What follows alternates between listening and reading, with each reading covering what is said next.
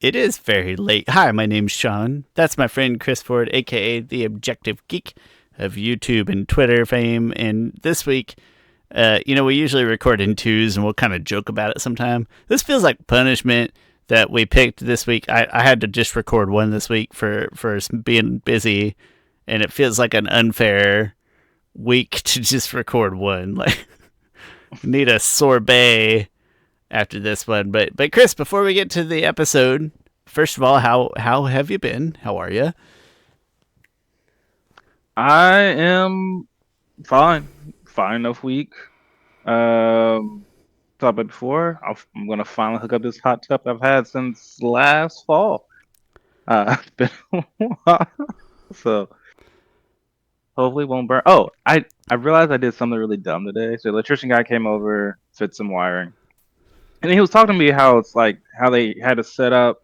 And I was like, oh, that seems like vaguely familiar because I a long time like 2 years ago I accidentally shorted the electricity in my shed. Like my shed has electricity, and then I was doing some hedging, and I had a wire and a extension cord, and I accidentally hedged the extension cord, and then boom, electricity in the shed. Yep, Um, there it goes. Just so like that. so I was like, I don't know how to fix this, but it's not that important. I don't need light in the shed. And then he was here today, and I was like, oh, that's kind of so. Wait, so it's shorted. So there should be a place where I should be able to just like flip it back, right? And he was like, yeah, probably. And he looked around. He was like, oh, maybe it's under your crawl space. I was like, oh, okay. Then he opened up the crawl space, and like right there was a freaking GCI outlet, whatever you call it, and he just pressed the button, Just a reset and then button. yeah, just press the reset button, and then the shed worked. But I would not have known that the electricity from the shed was going to the house and then under the crawl space. I don't even know how he knew that, but it was his electrician. It does feel weird that like your shed. I'm not an electrician either, so it feels weird to me that your shed is just plugged into an outlet. Right? Is that a little weird? Maybe it's That's not so weird that your electrician didn't think to look at that. yeah. Hey, I don't know. it I can happens. explain things, but hey, I felt because this light has been off for like two or 3 years, and sometimes I need the light because the shed does not dim. This is kind of dim sometimes, and I'm just walking around with a flashlight every now and then looking for something. But Allow I me felt to be really the. dumb. Like I could have just went in and just pressed the button, and then yeah. Also, I didn't know you had a crawl space because you had a basement, and so in my head you have one or the other. But so I Yeah, wouldn't. so I have the extension on my house. So there's Kind of the if where you the walk, living room is on the main level. Is that what you would call the yes, extension? yeah, yeah, Okay. that's all extension. Yeah, that wasn't there before. So there's a crawl space underneath there. And that whole crawl space was invented just to provide power to your shed. Yeah. Uh, Listen, hindsight is 2020. That's not your fault. Next time you'll know. Also, allow me to be the first person to formally welcome you to the Inflatable Hot Tub Club. We do not meet because that would be creepy and uncomfortable. But I love our inflatable hot tub. I think your kids, even if I think you will too, but I think your kids will get a big kick out of it. So Now, do you just keep it? Sorry, people. Do you just keep it plugged? How often do you change the water? How long do you keep it on? now, keeping in mind that my sample size is small because we plugged it in late last summer, we Okay. and then we took it down from like December through February, like the coldest months of the year. Where I'm like, I'm not going outside. Yeah. That's stupid. And so we Uh, we we completely emptied it and deflated it and everything for those months. But then in the early year, we keep it plugged in all the time. I'm gonna guesstimate that we change the water 3 times, give or take, and then okay. we start it at like its highest temperature because it's an inflatable hot tub, so it has a max temperature. And now we're getting to a point where it's getting too hot for it to be there, so we'll like crank it down and make it more just like pool, like Mm, warm-ish pool water, as opposed to okay. hot tub temperature water. 3 times a Okay. year, and we clean the filter out once a week, give or take. Once a week, huh? Okay. But it's not hard All to right. clean the filter. It's literally like you take it Yeah. out, you put your thumb over the end of the hose to create the little pressure, and you just spray it, and it's good enough. Noted. Easy peasy.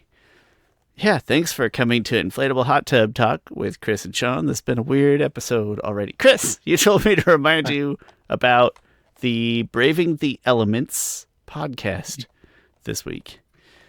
Yes. So on this week's episode, I personally really like this week's episode. So nothing was revealed, and some people probably found the episode boring, but I personally really loved it. So Brian Konietzko was on the episode, and he was just talking about character designs. Like the episode was just about character designs and a little bit of the evolution of Aang and stuff like that. But I love the art of character designs. I do. I don't consider myself like a. Oh, I consider. I think a lot about character designs when I'm working on custom action figures, or custom statues. Like I think a lot about. All right, here's the design of the character. This is what I need to translate over to make it feel like that character. There are certain elements and stuff that when I turn it from a 2D image to this 3D, what needs to be translated over to make it feel like that character, and a lot of that involves character design. So it's just really cool to hear Brian talk about it. He also talked about, which is they spent a good 10 minutes just talking about head size and how this seems like one of the biggest arguments him and Mike had were about the size of their heads in the shows because he thinks in Avatar Brian is adamant that their heads are too big. He didn't want them to be that big. because, and they spent like 10 minutes straight talking about just head sizes. And I am always thinking when it comes to like custom action figures, I'm always thinking about head sizes because a head size can make like if you just put a character against just a white background, their head size is gonna make you think perspective wise how tall they are. So like they could go depending on the head size, they could go from 5'5" to 7'5", like or to 7 foot. Head size is like that freaking important, and you always think about like, all right, how many heads tall is this person? Like, like Aang is probably, and also like how many heads wide are their shoulders? Like all these little things. Like I have this John Stewart Green Lantern statue I did. I I can see him bought from here. oh, yeah, I bought a wait a minute, I might have the where's it at? Where's it at? It's in here in my thing of heads. I have a oh where'd it go? Urgh. I'm mad that I can't just find it off the bat because I know it's in here. Because I don't put this here it is. Okay. So I bought a custom statue head. This head right here. But this is a really good head. But this head did not like when I put it on here, it made him look like when the head is like that small compared to the body, it makes him look like 7 feet tall, like really muscular. Yeah, But so then I had to get a slightly bigger head, and now he looks like he's probably like I don't know 6 foot or so. 6'2" and a But half, maybe. But he doesn't need that yeah, half. He just, it's just for giggles. yeah. And so head sizes make. I had to call up the person and be like, "Hey, the head size didn't work. I need another head." But anyway, I but think that was fun. you probably think about character design more than 99% of other humans alive. Now, I don't know what percent of those humans like watch animation. Maybe more than 95% of other animation watching humans, which I consider a compliment. Uh, Thank you. but I actually I think it's nice that Brian can come on the show and have some of that levity about those conversations at the time were probably really intense. Be like it's very important to them. But then 20 years later and wildly successful he kept TV being like, later. yeah, he kept being like, I don't want to throw Mike under the bus, but I hate these head sizes. And even still, like he was talking about how for the concert they had to go back and rewatch book 1 and 2 and 3, and because in the concert, in the Avatar orchestral concert, they play videos along with it, which kind of makes me think he doesn't watch Avatar that much, which is kind of funny if you think about it. Which he wouldn't. Artists typically don't go back and watch a lot of their stuff. Like they just think about Yeah, creating. I mean, yeah, like when's the last time you just went back and like watched a YouTube video that you made or something? You know what I mean? I kind of do, but I don't know. Sometimes I'll go back and listen to some of the podcasts. I haven't done that in a Okay. while though. But there are a few that I actually really like. I mean, I like them all, but there are a few that I really, really like. And like, oh, I'll just listen to this here. Um, but he was saying that he went back and he was cringing watching it Mm. because he just thinks it's like some of it's that bad, which is funny because so many of us like hold Avatar. I think Avatar fans hold Avatar to this like higher, and I'm sure I've been guilty of this, to this really, really high regard, which I consider the greatest. I could I consider it the greatest fictional story ever, but I can find some flaws in it and stuff. But also, I think Avatar fans sometimes think too hard on stuff. Like, oh man, look at this move that. In fact, I was just talking. Um, um, yeah. Anyway, that might be another discussion of the day.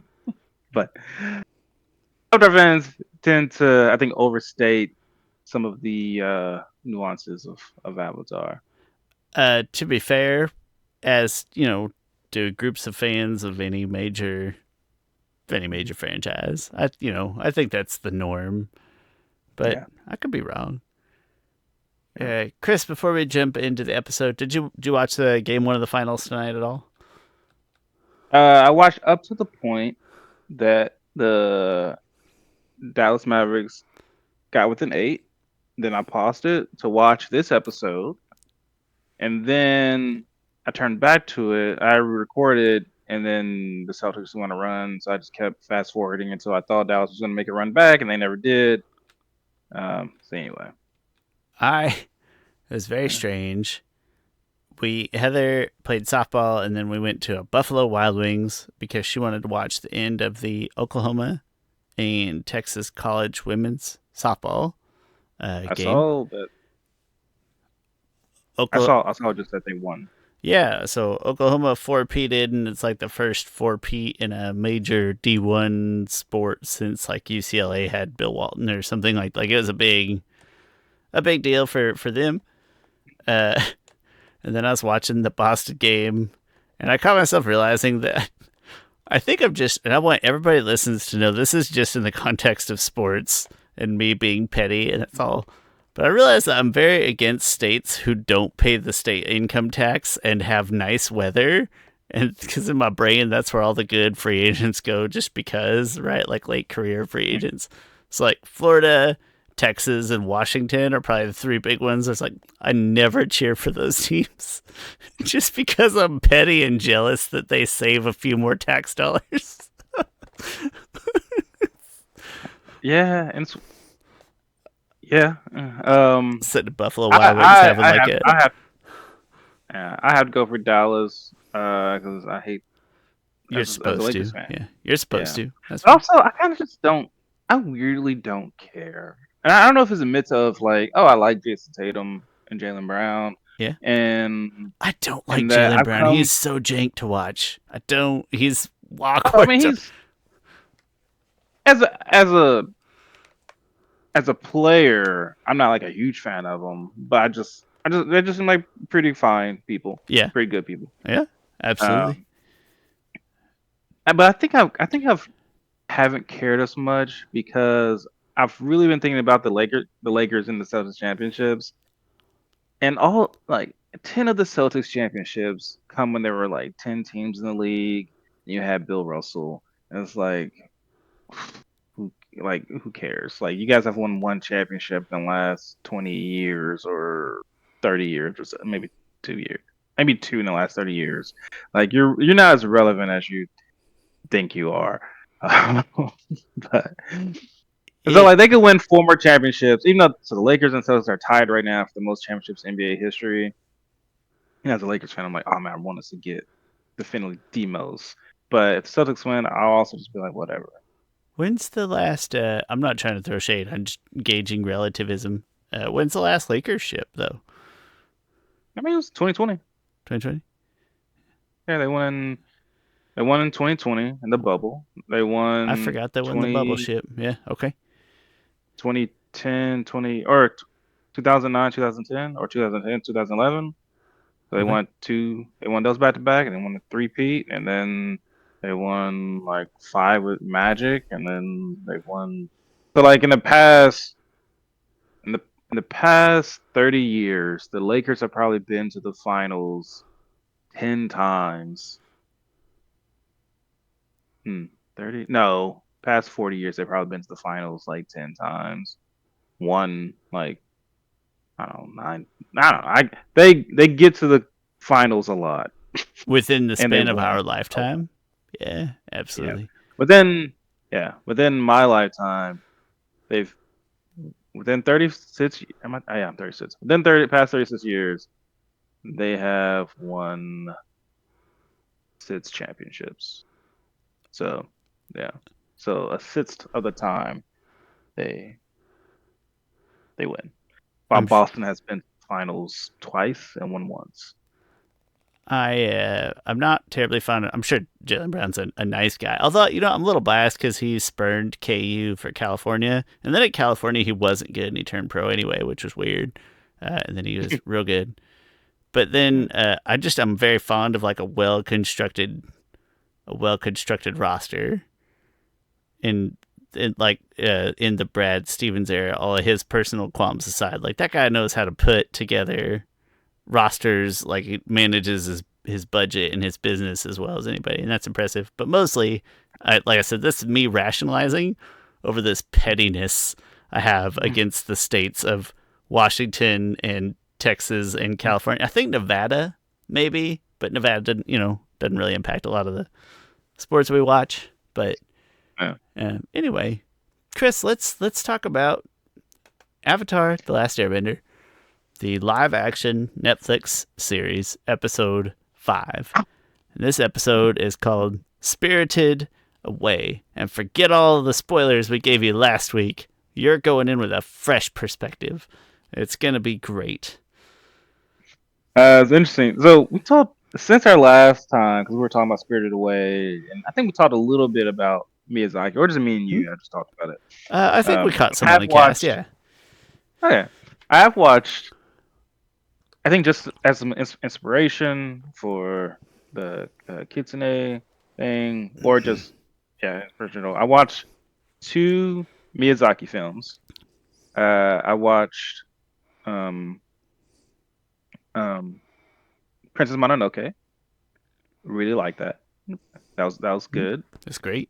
And then I watched Kiki's Delivery, and like it's to me, I would describe it. I didn't love that one. I wouldn't say I liked it. I just watched it and I thought, oh, that's cute. It was more like a cute movie about Link doing side quests and the people he meet on the way. I like know that like I've and seen the it, movie but I'm not familiar with it. I know I've seen it at some point. Yeah, it was just kind of cute little movie. I don't need to watch it ever again. But I think I need to find another Miyazaki film to watch. I need to look up like what are his other best ones. Yeah, I think you're gonna see the Howl's Moving House Castle Castle.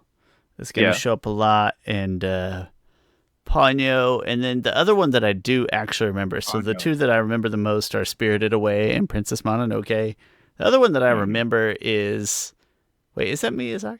It might not be Miyazaki, but Little Nemo Adventures in Slumberland, I think.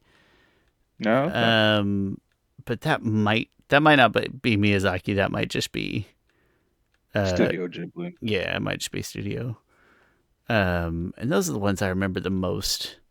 But I feel like I've seen most of them at some point in time. I feel like there's very few that I haven't seen at one point or another.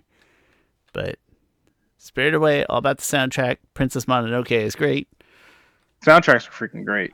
Probably all of them might be amazing. Spirited Away, I'm pretty confident would be my favorite if I had to guess. But anyway, yeah. I don't remember how we got to this track. How long have we been recording? Talking about We have been recording for 20 minutes talking about basketball and kitsune and hot inflatable hot tubs.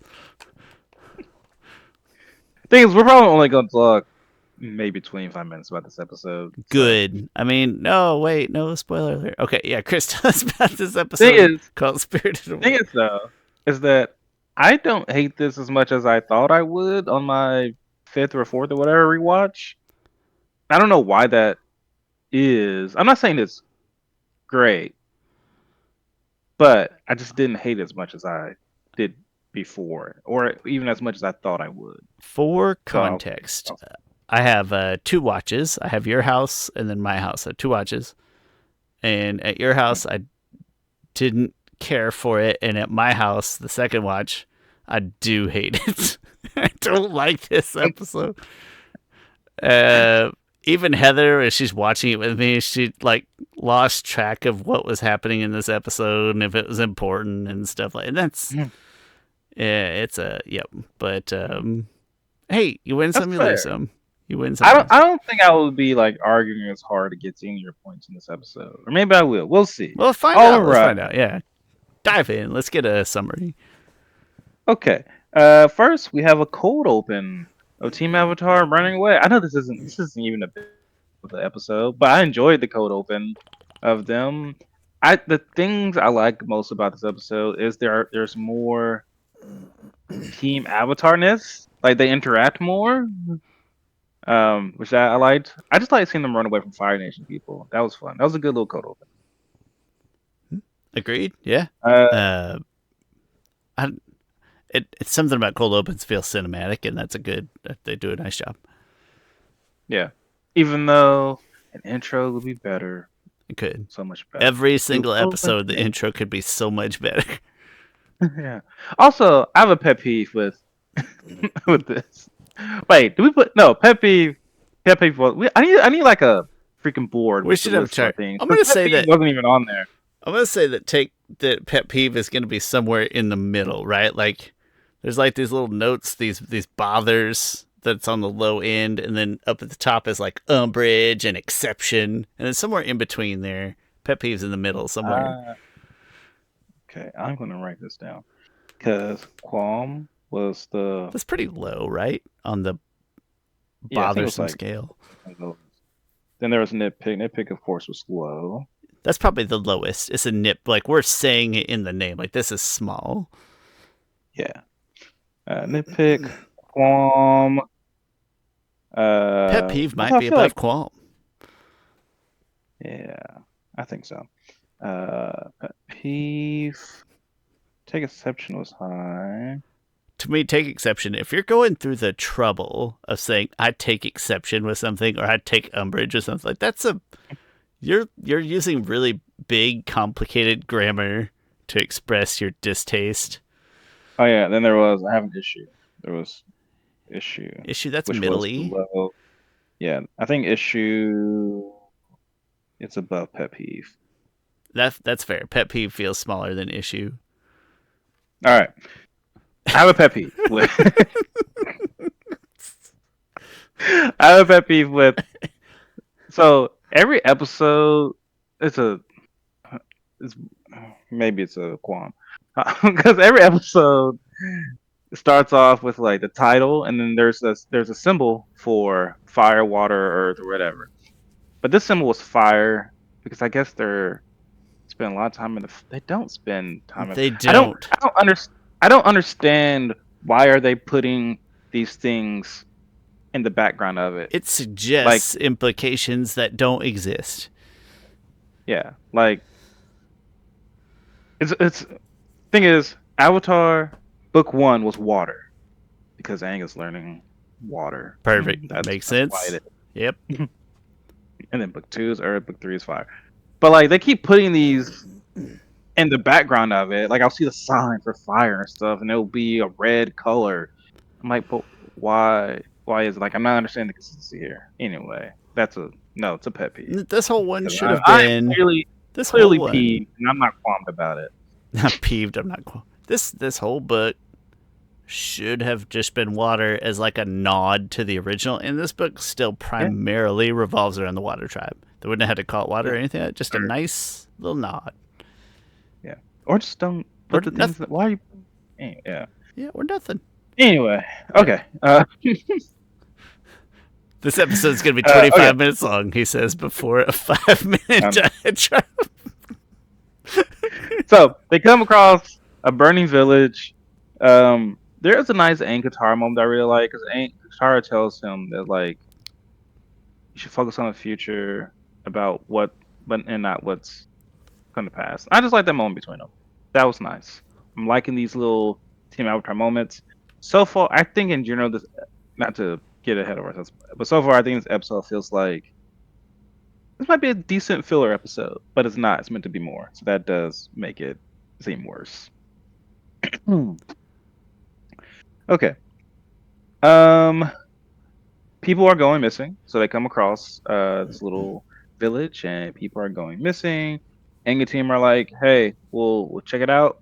Aang is like, "I can feel that they're missing." Uh, he then goes. They go to some spirity spot, and Aang meditates, and he meditates in the spirit world, and he accidentally takes Katara and Sokka with him. And I am liking the episode so far because there's good Team Avatar stuff. I won't say there's good Team Avatar. There's just Team Avatar stuff. There's Team Avatar interactions. When in other episodes they get separated all the time.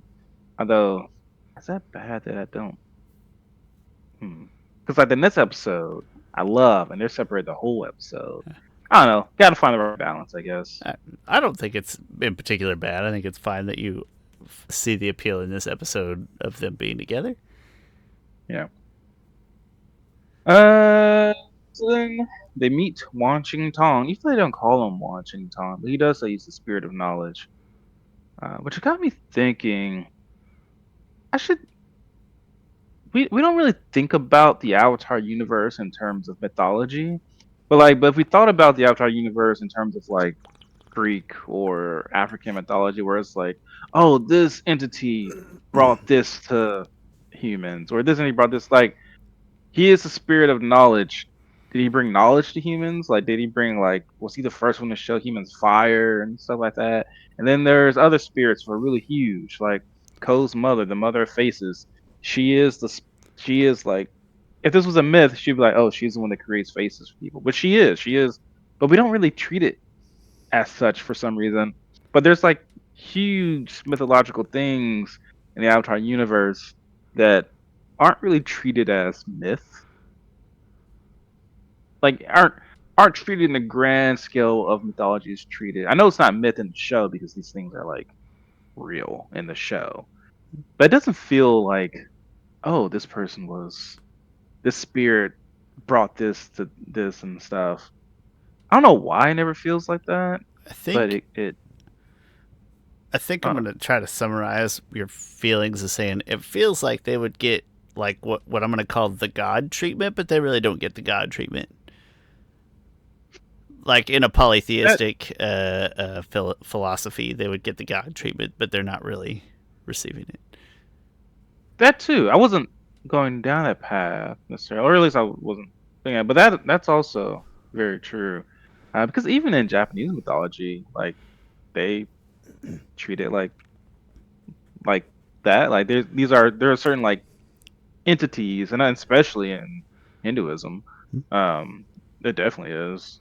Um, but I don't know, just interesting thoughts. The more I think about different spirits and stuff, but anywho, I'm going to chalk that one up as Airbender's gone for 100 years, and they were probably the most spiritually intact and no avatars. So people are just like, up, the supernatural is gone. yeah.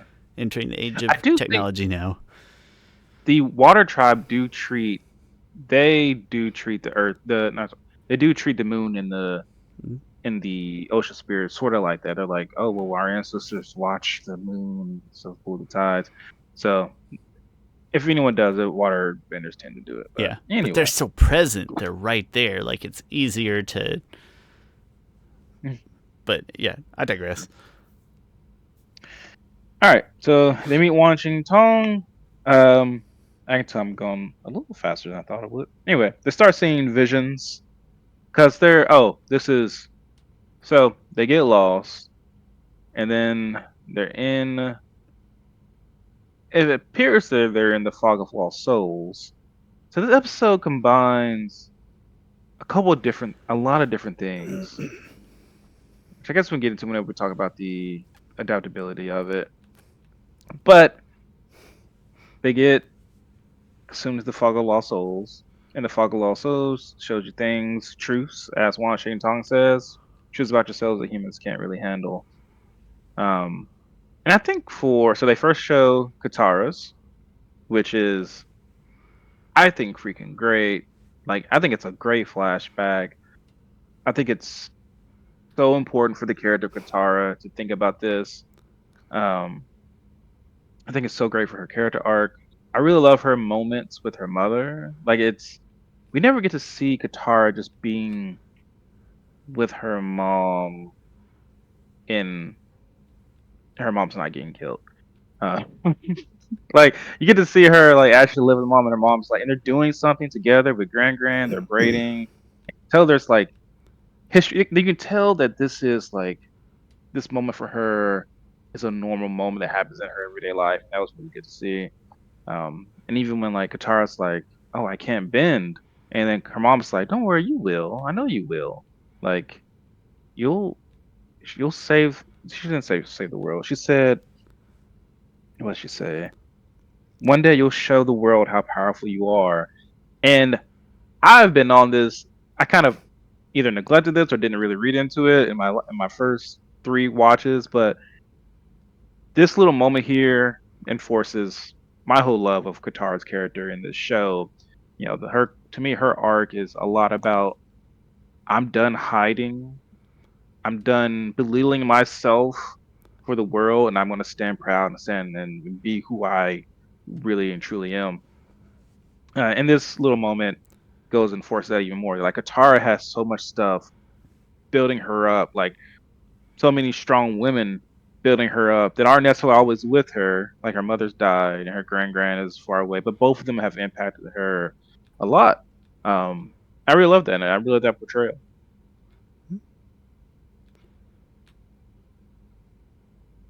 All right, Shawn has nothing to add to No, that's a great commentary. Yeah, I got. that. Sounded very judgmental of me. It's not. And It's not like I even then we had get thoughts developing. I just followed what you say. Like, yeah, all right, that works. That's good. I agree. The then happy we get into follower. sagas, which sagas. Me, and you have talked about this before. Like It's you just the can't. order. That's it. It just needed to be flip flopped.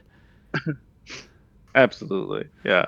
Because sagas is like Sokka, you didn't pass that test the way you wanted to pass it, and your dad said you wouldn't be a leader. Like, but you still passed the test and stuff. Yeah, you give I Katara's mean, like my mom died, and Sokka's like dad's unhappy with me. It's like, oh, those thing, aren't the same thing. the thing is that it's a final flashback, and I like certain aspects of it, but like you said, the order's Yeah, crap. I You can't have that guitar one. Like Katara saw her mom go up in flames, literally.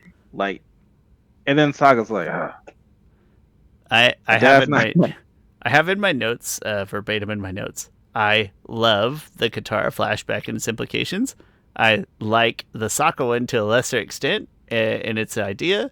In no way is it redeemed. It doesn't redeem the episode by being in the order that they're in, and that's what's in my notes. It is.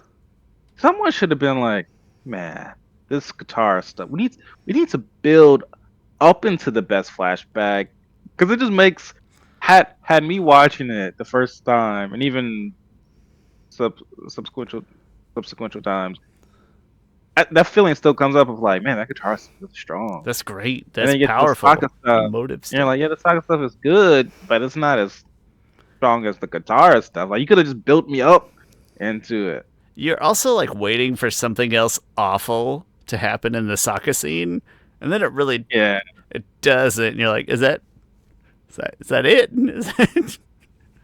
yeah. Like maybe the only way it could have worked better because in the Katara flashback, Katara's mom says, "Oh, Sokka and your dad are off on an expedition." Like, but maybe the expedition wasn't really an expedition. It was the ice dodging challenge, Hmm? and so they're coming back from it.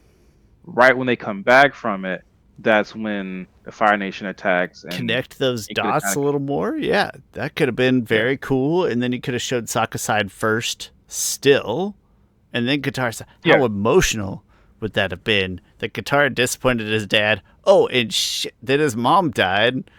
That would have been very moving. yeah.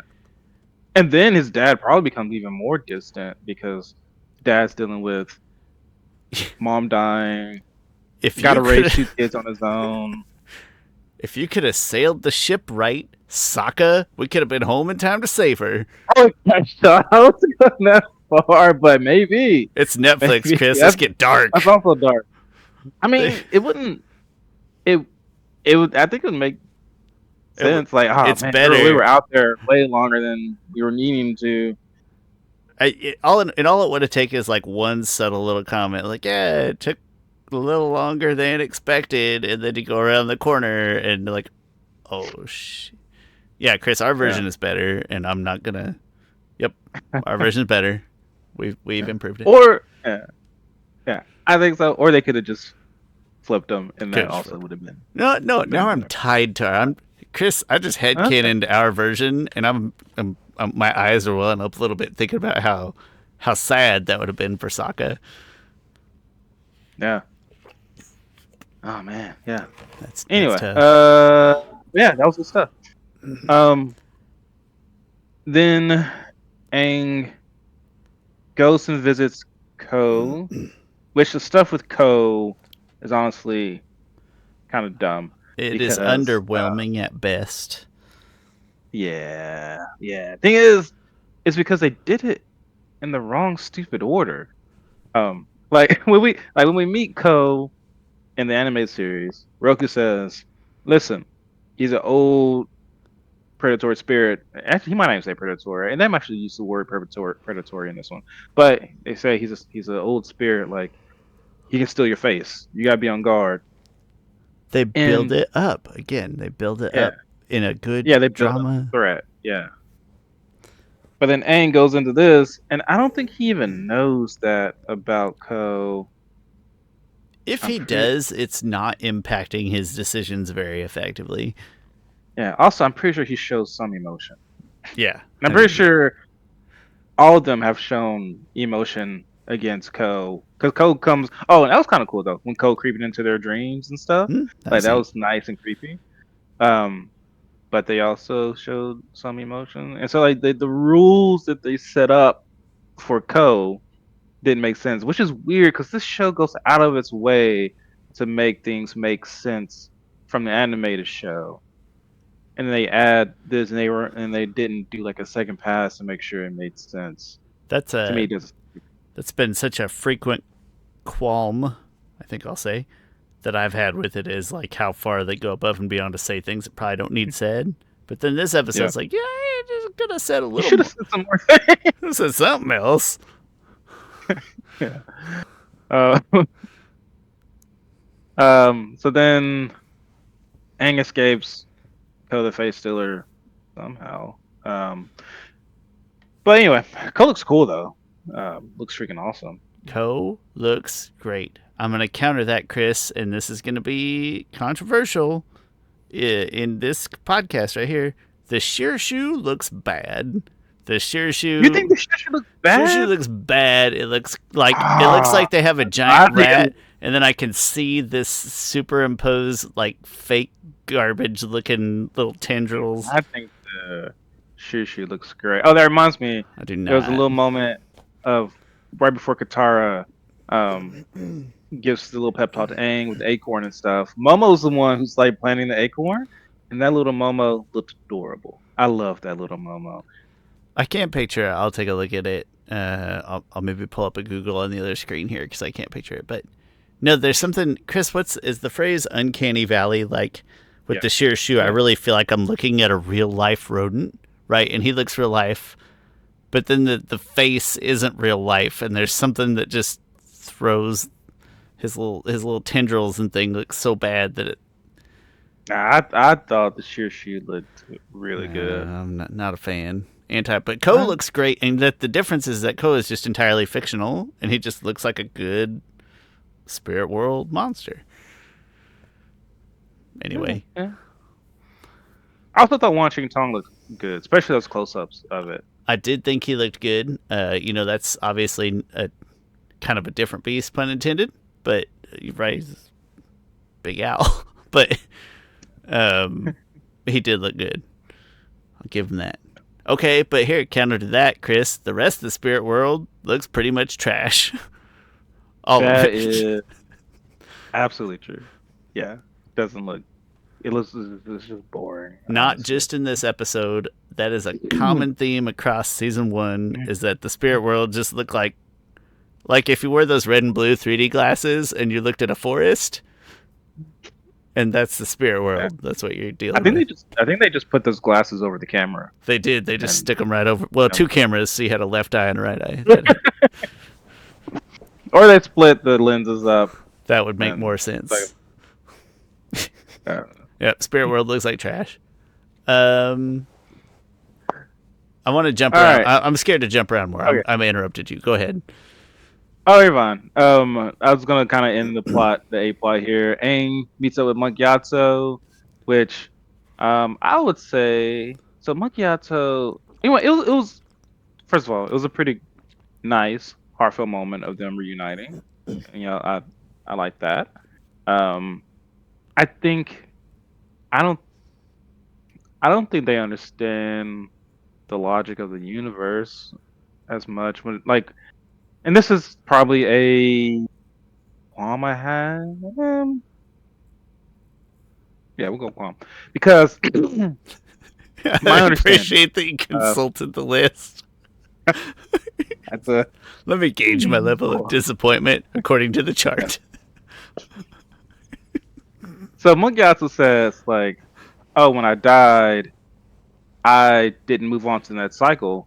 And then Aang says, well, why didn't you try and go and reach the next level of enlightenment? In my head, the only way, not the only way, but the main way spiritual people like Iroh, or in this case, I thought Gyatso would become a spirit is if they reached certain enlightenment. And in my very limited understanding of Buddhism or Hinduism, I forget which one, that's how limited it is. You reach nirvana through enlightenment and stuff, and then that's when you can break the cycle of reincarnation. And so, again, this is my limited understanding of mixing real world religion with an animated TV show and its rules. But that's how I saw of like, oh, you got to reach enlightenment. So in my head, the next cycle, like if Gyatso got reincarnated, wouldn't be the next level of enlightenment. I mean, sure, you get more enlightened, I guess, the more lives you have.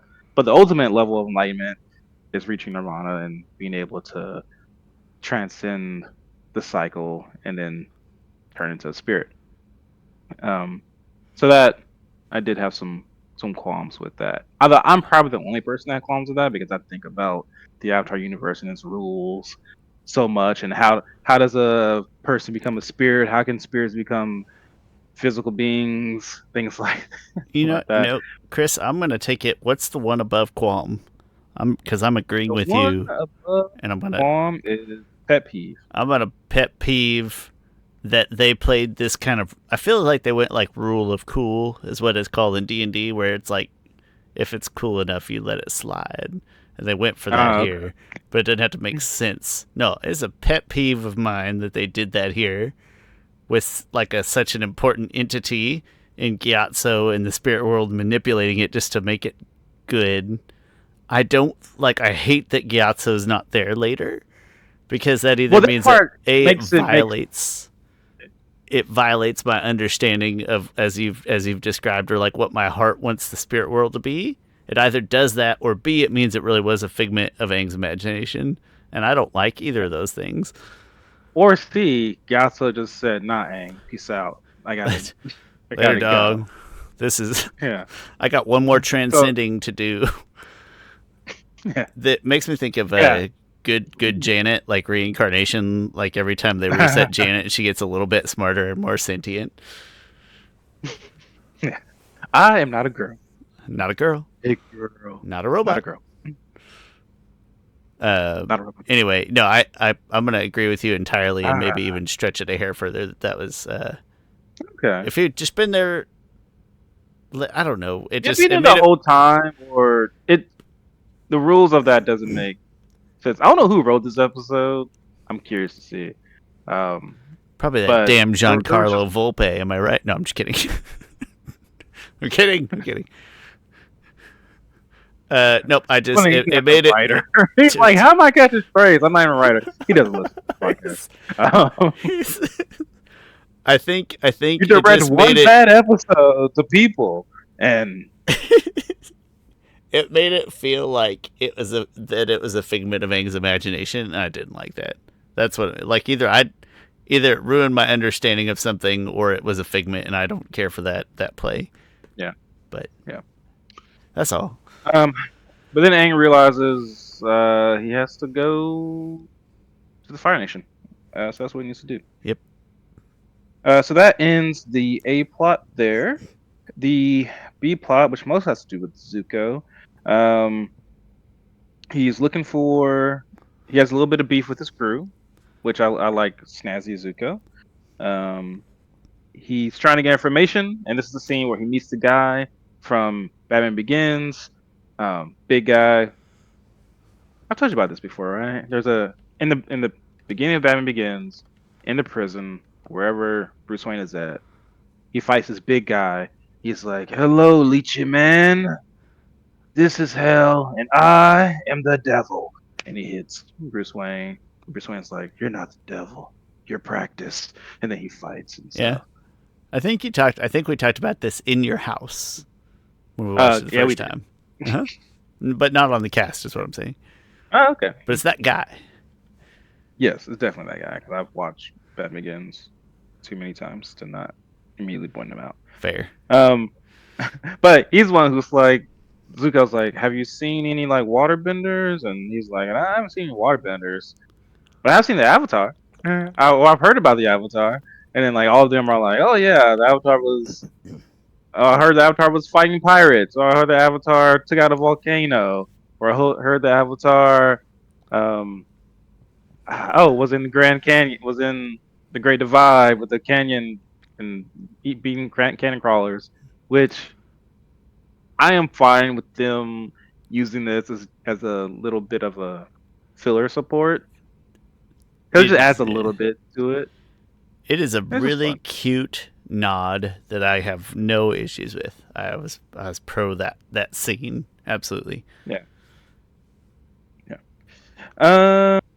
And then Zuko meets June and the Shishi, which looks amazing, even Let's though lose that Sean disagrees with trash. that. Uh, Sorry, it looks like a real animal with trash on its face. um, and then they kind of start to hire June. Like their whole thing is just getting June, and that's kind of it. That's it. But And by it's the already end, they stuff. do, right? By the end, they settle on, like, Yeah, Iroh convinces Zuko to, yep, yeah, let's do it. yeah. And then Which there's, they do try to make. They do try to make June. They do. Again, we've talked before. You've mentioned them nerfing people. They make Iroh seem better relative to his cartoon counterpart because June is actually attracted to Iroh in this case, not the other way around. With him being creepy old guy. Whatever. yeah, pretty indifferent to that. Hmm. I think it's kind of amusing that June plays off especially in my mind, like as a mercenary, and Iroh is the one paying the bill, right? It's like flirting for an extra tip or something. And I don't know, my mind thinks that's kind of funny, but Oh, indifferent okay. at worst. Yeah. And Gosh, then never mind. there's not really a C plot, but we do get a little bit of Azula, and we see Yeah. Tylee and May, and there's a little bit of Ozai interaction with like a training Yep. exercise, right? So there's Ozai interaction where Azula is like kind of whispering little things in his ear of like, "Oh, I love how you like support your generals and stuff," and it was so interesting just how Zhao found the Avatar. Like she's trying to like lessen Zuko, and then she's like, "You should support Zhao more. Like send him the Yu Yang archers." It's like, you know what? That's a good idea. But then he's like, it was Zuko that found the Avatar. Like, and also, I expect that from my heir, not trying to whisper things into my ear, and it pisses off Azula. I like the interaction because one thing Ozai purposely is trying to pit them against each other. Oh yeah, he's going for the Darwinism thing, which is, you know, if you're an evil overlord, this is, you know, we've discussed Azula, and I'm kind of coming around on I do sort of miss animated Azula. This Ozai just being present on screen way more and being Mhm. believably evil, like yeah, that feels what an evil dad of powerful children would do. You know, he'd be a jerk Yeah, and hope one of them was awesome. Makes yeah, perfect. So definitely. I like Ozai a lot, and I like the interaction a lot, even if it feels a little off from what I would want from. This is the episode, like on my rewatch, where I started feeling I was like, you know what, Chris is right. This is a weird-ish, not weird. This is a lesser favorite take on Azula. Uh, It's probably this I do episode. like I do like this version, and I've actually come Oh, I do too. this episode for some reason. This episode really made me. Speaking of character designs, I really like her character design a lot more. It had to grow on me because it's probably the most different from like Zuko's look. I can see the DNA in Zuko's from before. This one I don't see as much of that Azula DNA in her previous costumes, but I still like the Yeah. character design. This episode, Um, if I didn't have previous Azula, I would still really like this Azula. Like this is all right, a hyper powerful but still young child dealing with a jerk dad trying to get the most out of his kids. Like, yeah, it feels right. But you know, yeah, unfortunately, we have relative things to compare to. yep. And that is yeah. Then she has her meetings, or she meets up with May and Ty Lee. I actually really do like Ty Lee's character design. Also, it's funny because she no longer has like a little midriff showing, but I just really love her whole costume. They Yeah, messed up something with May with the hair. I don't know what it is that they messed up, but something with the hair is not translating as well. I don't But need child midriff, so I'm great. I think Tyler's outfit's great. I that's will true. say that the scene with there's one specific scene with Azula and Tyler and May where it felt like a stage play. Like the direction of that scene felt more like I was watching children on a stage. Like they were all the way they were all faced felt more stage like than TV like, and it made me feel awkward somehow. And I can't describe it as one of those little things like why that shouldn't bug me so much, but it felt so juvenile. Like that shouldn't stand I out think to me. yeah, I think I know what you're talking about. But anyway, that's a nitpick. No, that's a qualm. That's a qualm. That's a big Oh, directorial, Guam. Okay. bigger than a nitpick. Guess Hmm. let's jump into some ratings. Do you Ratings. I haven't I given you my ratings yet, so I'll be on the cuff. okay? Do you need a minute? I can give you my audio Uh, visual, for example. What you think? yeah, yeah. You go ahead. Yeah, I'll, Yeah, I'll hit you with my audio visual. Chris, this is the worst looking episode by far. It's the least interesting visually. Uh, Especially, I mean, you like the characters, that the animal designs and stuff, and that's fine. But there's a lot of spirit wilds and stuff in here that just doesn't look that good. There's nothing that stood out audio wise about like ambient noise or anything like that. So 5.5, and I got to be honest, I could have got. It's just not a good looking episode. It's not. Hmm. Not a lot of interesting stuff happens. 5.5. Okay. Uh, audio visual. Hmm. Um, First of all, I really loved a lot of the character designs. Not sorry, not character. A lot of the animal designs. The Shirshu, I think looked great. Love seeing the Shirshu. Wan Ching Tong looked great.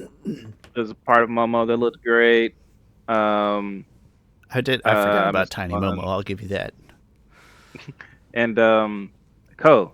Ko looked freaking great. Really good. Cole George looked Takai. great. Yeah, and George Takai did a really good job as Ko. Um, that being said, those moments are like, I don't know. Those are small bits. Those are pretty small. And like you said, the episode, it is the least visually appealing episode we've gotten so far. Like it is. I'm never like, oh, look there was one scene where I was just like, oh, look at that work because it goes boat in the middle of the ocean. I thought, oh, that's a pretty cool scene. But even that's not like a big. It wasn't even a cool scene. It was just like, oh, this is kind of nice. Um, but yeah, visually speaking, this was the least cool episode, for lack of a better word. I give it a 6 out of 10. Fair. So I'm going to tack not on one far. more thing to that, Chris. I'm going to say that some of the acting in this one caught me as a little awkward to not extreme or anything. There was just more times in this one I was like, oh, Sokka was a little strange in that scene or whatever, and I'm going to throw that into that bucket. Yeah. But I thought Aang was part of the. There were some early scenes where I thought he was a little off, and I just kind of give it off to him being a child actor. yeah, Um, there was just some stuff that I thought, man, they could have. He just looks like he's acting there. my in my notes I put moments where Sokka and Aang and the talking fox all feel a little off in Oh the crap! acting I didn't talk department. to you about the The talking. I didn't even talking bring up the talking fox, fox thing. who looks Yeah, bad. That fox doesn't look good. So I'm gonna lump it those into doesn't look audiovisual. good. I didn't mind it didn't look good for some reason because I think because it was a talking fox, I'm and you can only on make a talking fox look so.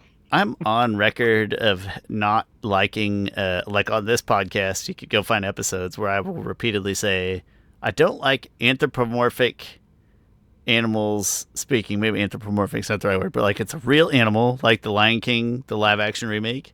It's a Yeah, real yeah, looking yeah. animal, but then they're talking. I hate that. It never looks right. They're It moving their never looks right. mouths. I was like, what? It only works in animation, I would I rather think. have Homeward Bound, where they don't move their mouths at all, and you just put words over them. I would rather have that any day than watching an animal move its mouth to English, to speak English, Chris. Stupid. I think I might weirdly agree with you, But even though I've never thought about that before. it's a weird train of thought. You don't have to go down it right It, now. Story. but you might be right. Uh, Because it's just animal mouths aren't human mouths. Yeah, it's trying to make human noises. It they doesn't. wouldn't produce those Right. sounds. That's not how it would work. Why are you trying to? It's killing me. Also, you're in the Yeah. spirit world. It's a spirit fox. You should just be putting thoughts in your head, and I would be completely fine with that. Whatever. True. It's stupid. I didn't mind because it's a spirit Yeah, it's thought fine. thing. Story. I gave. That's a harsh on this episode. I gave 5.5 to the story You were. as well. Okay, but I'm gonna give. So you heard all the bad stuff already. I'm not gonna repeat it. I'm gonna say the good things I didn't say. I do still really like the Gyatso Aang scene. That's the redeeming scene. That scene, and then the Katara scene. And if you had flip flopped the order, the Sokka scene would have meant more to me. Those scenes are all potent, and I like them, and I remember them. There's scenes that that made me feel more feelings than the rest of the episode combined. But then the rest of the episode just the story's not doing a whole lot for me. There's big holes and awkwardness and things. So 5.5. Yeah, it is. It is.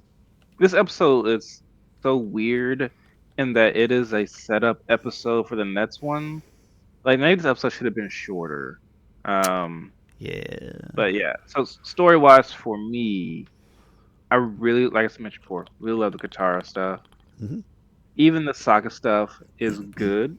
And the Monk Gyatso Aang stuff is I found it just be like fine. I thought it was But really like cute. there's just story elements that didn't mesh well together. That just didn't This flow.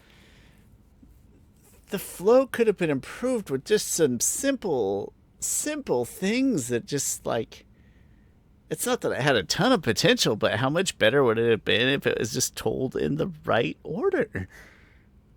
Yeah. But for me, story, I'm gonna give it a 7 out of 10. Okay, Yeah. noted. And last one, memorable. I did give it a 6, so just a little tick above. Oh, you gave it a six. I did. Wow. I liked the nod. I liked the bar scene was like a fun nod. Oh Uh, yeah, I like the like meeting a bunch of new. You know, you get the June, May, Ty Lee. I think this is all their first episodes that's that you're seeing as true. people. That's true. You do see June for the first. It's funny because like I have that June helps out every time with her episodes because like Bottle of the Water Tribe. I hate Bottle of the Water Tribe. It's my Dumb least favorite episode. episode. And then I always think, oh yeah, but June is introduced in Bottle of the Water Tribe. Um, That that impacts to me its memorability in a positive. You know, get to see Gyatso one more time, and in your heart, you know it's the last time. Things like mm, that prop it up just a little bit, even against all his negatives. So I gave it a slightly higher than my other ratings. So I gave it a 6. this thing about this episode is that like Bottle of the Water Tribe, like maybe probably the Great Divide, is that you get to this episode, you're like, oh yeah, this is an episode that I don't love, Mm-hmm. and that's always a negative. I'm gonna give it. Hmm, man, I'm gonna give it a 5.5. Okay, Yeah. that that rounds you. You're at a 6.4. I'm at a Ooh, that's low. 5.7. Those are both comfortably our lowest. It's your lowest by a long ways. It's my lowest Yeah. by point six. Because you might recall, I didn't love the last episode either, but this one's way worse. There's no question about that. And on adaptation, I would say that this is a bad adaptation. They took story elements you know, in good in places where it's been good or adequate sort of adaptation quality, it's because they are giving story elements like a meaningful changes, you know, new reasons, interesting reasons to watch. But here, it was mostly like confusing and not thoughtful, I guess. So, and then those few Yeah. scenes that I do like, I'm gonna hold it against the same standard I held the previous episode, where it's like, yeah, there's some very potent scenes, but I'm not Hmm. going to let those compensate for the entirety of the episode. Yeah. I'll definitely say this was a bad adaptation. Granted, the highlights, I think there was improvement on the Sinkatara flashback. Just because just seeing her with her mom and her grand just doing normal stuff together, I think is an improvement. Yeah, Even the saga stuff, I think is probably fine. It's a fine enough it change. I wouldn't is. say it's better. Um, but this episode, I don't think did nearly as good a job of combining different story elements for different episodes from the animated series. Because they also took some stuff from Legend of Korra, but they made it like the fog of like they wanted to have the swamp episode. They wanted to have um some bottle of the water tribe, um stuff from the northern water. Wait, what's the episode called where Aang goes see Ko the Face Stealer? Northern Water Tribe. I don't remember what the animated one's called. Ah, dang it! It's gonna make me mad. And then they incorporated the Fog of Lost Souls from Legend of Korra, But but but in a lazy like they all just not lazy. It just didn't have the weight. And if we're talking about the Fog of Lost Souls, this recurring villain yeah, of an idea. the Fog of Lost Souls is purgatory. Like it is. it is hell. It's where It's human souls the who are trapped in the fringe spirit of hell, world like go to spend purgatory. eternity. Yeah. Yeah. Purgatory means the And here, fringes of hell or some shit like that, and that's what it is. yeah, this doesn't feel like it at all. Granted, it's not the fog of lost souls, but they're still using the fog of lost souls thing. It's supposed to be used for that. It does not Also, carry weight. yeah, and then they didn't follow the rules for Co's thing. That didn't carry any weight either. Um, and the thing about like the fog of lost souls is like in the spirit swamp, they are the yin and yang of each other. Like the spirit swamp shows you images of like this spirit swamp or whatever you call it actually shows you what you should see. Like it shows you like it's a good spirit. Like it's like, oh, it shows us like people we love. Like it makes us remember and stuff. While the fog of lost souls is like, no, I'm gonna keep you down. Like you're gonna keep you down in your memories. They're the opposites of each other and they operate in different ways. And then here they didn't. It's just I don't know. I don't think they had a good understanding of that tool in the universe. It loses a lot of weight, and then you won't be able to tie it back together to say the spirit swamp as effectively. Yeah. If you wanted I to. I absolutely take exception to its use in this. Yeah, I think I take exception to the carelessness with which these story exceptions were put together. Unfortunately, and but listen, Chris, it gets better next week. I'm gonna go out on a limb. I'm Oh not. my gosh. It's not a limb. It, You're gonna also agree that it gets much better next week. yeah. Yeah. Do you have a favorite moment from this episode? This episode, Not the Chris, next one. This episode. from today's episode. I mean the Katara moment. But Chris, I gotta be honest. We crafted a more engaging series of flashbacks on like accident in a couple minutes of conversation. But still, the Katara moment is so powerful. It just, it's just that much more upsetting that like we're sitting here chatting, and it just feels like we created a slightly better version of that in a couple minutes, like if on the Sokka side. But Katara moment for sure. Yeah, definitely agree. That's it. It does get better. Come back next week. It gets better. And in the meantime, my name's Shawn Shaler. That's my friend Chris Ford, aka the Objective Geek of YouTube and Twitter fame. This is Avatar: The Last Podcasters. That episode was called Spirited Away, which in no animatory way resembled the quality of animation you get from Studio Ghibli. And it's a gross misuse of the name. And we'll be back next week to talk about what's it called? Masks? Episode 6? Masks? Yes. Masks. Okay. Yeah. Thank you. We'll see you next time. Cold. It is. It's very cold in here. I'm not fond.